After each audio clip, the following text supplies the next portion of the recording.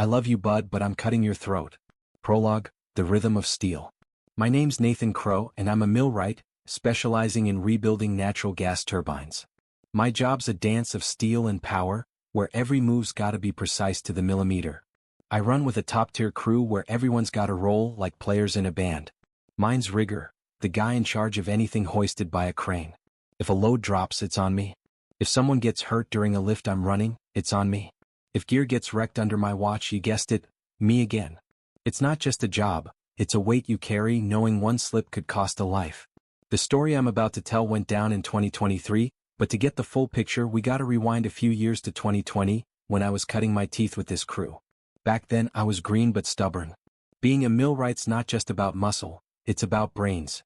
Reading blueprints, understanding mechanics, predicting how a multi-ton beast will behave mid-air.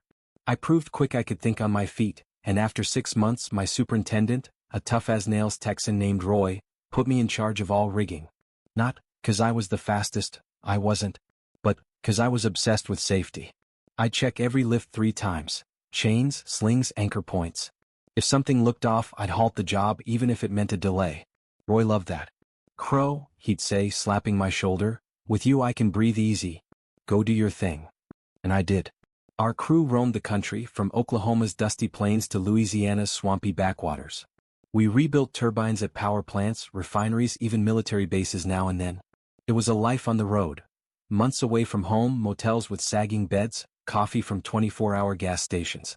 The guys were rough, hardened by long hauls, knocking back whiskey after shifts, smoking like chimneys, cracking jokes that'd make a sailor blush. I stuck out like a sore thumb. Raised in a strict religious sect in Iowa, I broke away at 25, realizing it was a cage, not a faith. I left, losing my family and friends to their shunning rules. Some habits stuck, though. I don't drink, don't smoke, don't touch drugs. Nothing but water and protein bars for me. I talk clean, no slang, which got me some side eyes.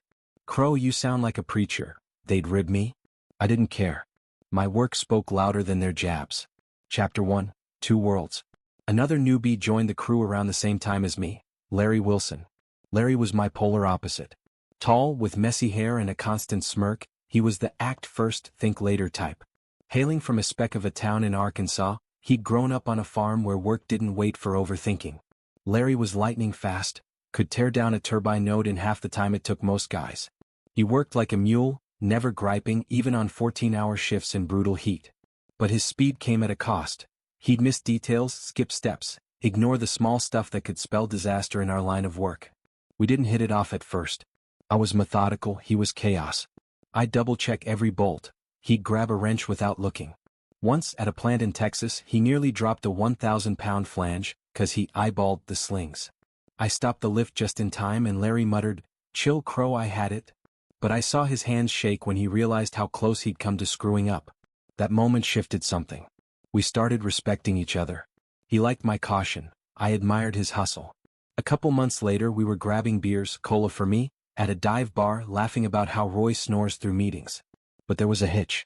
Larry was jealous of my rigging gig. He didn't hide it, tossing barbs like, "Watch out, Crow, I'm coming for your crown." He didn't want me fired, just wanted to nudge me down and take my spot. Sometimes, while I was going over my checklist, he'd lean in and loudly point out something I missed, especially if Roy was around. "Hey Nate, you checked the sling angles yet?" he'd say, grinning, knowing damn well I'd checked twice. It grated on me, but I kept my cool. My work was my shield. Larry became Roy's golden boy fast. They were cut from the same cloth. Both trusted their gut, loved to move quick. Larry'd bring Roy bottles of his favorite bourbon, stay out late swapping stories, even bunk with him on the road to save cash. Me. I'd leave work, hit the gym, cook my next day's meal, chicken and rice, no junk, and crash by 10. It put me at a social disadvantage. In our world, bonds got forged over booze, not blueprints. But I figured my work would outshine any backslapping. Chapter 2, The Crack. By late 2021 we kicked off a big job at a power plant in Georgia, rebuilding a turbine that powered half the state. We were holed up in a motel 30 miles out, in a town where the only nightlife was a bar with a beat-up pool table. I was used to the isolation, didn't bother me. I'd spend evenings reading mechanics manuals, jotting notes, sharpening my lift calculations. Larry, meanwhile, was the crew's lifeblood, holding court at the bar, buying rounds, spinning yarns about his wilder days. 2 weeks in I got called away. My union mandated a 40-hour rigging safety course in Chicago. Lectures, hands-on, the works. It wasn't optional, no certificate, no rigging. Roy gave the green light but added, "Larry's covering for you. Don't let us down, Crow." I nodded but my gut twisted. Larry was solid at a lot of things but rigging demanded the kind of focus he didn't have. I flew into Chicago on a frigid February day, the city greeting me with gray skies and a wind that cut like a knife. The course was intense. We broke down the physics of lifts, studied new OSHA regs, practiced on crane simulators. I stayed in a budget hotel near the training center, living off vending machine sandwiches and cramming notes every night.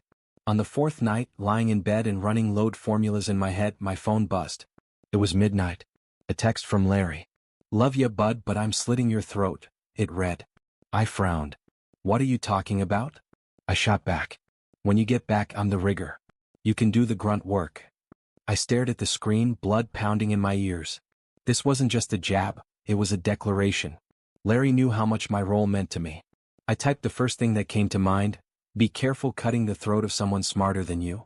Not my proudest moment, but it was real. Larry didn't reply. Next morning I aced the exam, 98 out of 100. Certificate in hand, I should have been stoked, but my mind was elsewhere. I knew Larry was using my absence to pitch himself to Roy. And Roy, who vibed with Larry's go-getter style, would probably bite. Chapter 3, Dust and Sweat. Back at the Georgia site, it was just as I feared. Larry greeted me with a smug grin. "Welcome back, Crow," he said, clapping my back. "I'm running the lifts now. Grab a broom and get to it." Roy stood nearby, avoiding my eyes. "It's how it's gotta be, Nathan," he mumbled. "Larry's got this." I swallowed my anger. Arguing wouldn't change a thing. For a few days I did the scut work, cleaning parts, greasing flanges, hauling tools. Part of me liked it, no stress, no math, just sweat for $38 an hour. But another part burned. I knew I was the better rigger. I watched Larry hustle through lifts, skipping checks, rushing crane operators. He was fast but sloppy. I kept quiet, biding my time. 3 days later the job shut down. COVID-19, just starting to grip the country, hit Georgia hard. The plant closed out of caution and we were sent home. I crashed at my apartment in Des Moines, staring at the ceiling, plotting how to reclaim my spot. But then came a new call, an emergency turbine repair in Alabama. It had crashed, and we were needed to pull it from the ashes. 48 hours later we were on site in the middle of nowhere. Chapter 4, Dance with the Roof. The Alabama plant was a relic, ringed by rusted pipes and overgrown weeds. The heat was brutal, 95 degrees, air sticky as molasses. The turbine we were fixing was a dinosaur, chugging since the 80s. To get inside we had to remove the enclosure's roof, 2 massive steel plates. Compared to the 50-ton rotor, the roof was light, about 7,000 pounds per section. But it was huge, like an airplane wing, and surrounded by fragile components. Sensors, cables, a control panel. One wrong move and we'd be stuck here for months. Roy briefed us at dawn, his face red from sun and exhaustion. "Crow, Larry, you're on the roof," he said. "Larry's in charge. Nathan, do what he says." My stomach nodded, but I nodded. Larry flashed a grin like he'd already won. We strapped on harnesses, checked our carabiners, and climbed up. Standing on the roof, I felt the metal scorching through my boots. The crane, an old Liebherr with a long boom, loomed above, its shadow stretching across the dirt like a warning. Larry rigged 4 5-ton chain hoists, more than enough for the load. The slings were fresh, the crane solid, but I spotted his mistake right away. He hadn't accounted for boom deflection. When a crane takes weight, the boom bends, shifting the hook. If you don't adjust the load center, it'll swing like a pendulum. And swinging's bad news, could tip the crane, smash gear, kill someone. I ran the numbers in my head. The roof's weight wouldn't capsize the crane, the chains wouldn't snap, no workers were nearby. But a control panel, old, powered down but still valuable, was in the swing path. If the roof hit it, it'd be a costly screw-up. I glanced at Larry. He was busy, sweat dripping, checking slings. "What's your take, Crow?" he asked, not looking up. I could have called out the error, but his text echoed in my mind. "I'm slitting your throat." This was his stage. And mine to show what happens when you prize speed over smarts. "Your show, boss," I said, locking eyes with him.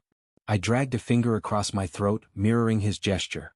Larry paled but shook it off. He started rechecking everything but missed the deflection.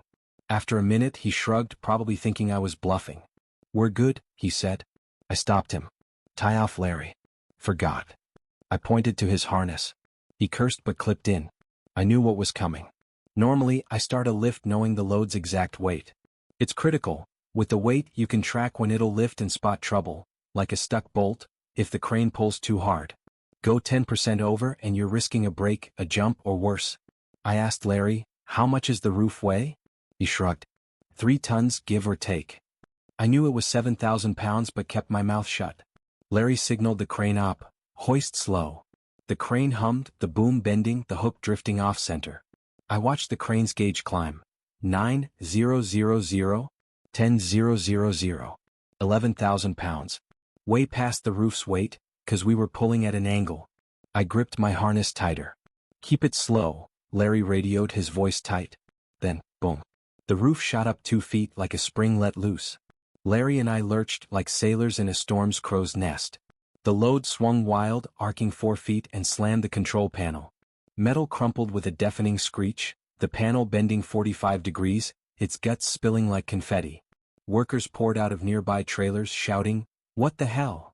The crane op yelled over the radio, "Larry, what was that?" I stood, tethered, a grin creeping up. Larry was shaking, white as a sheet.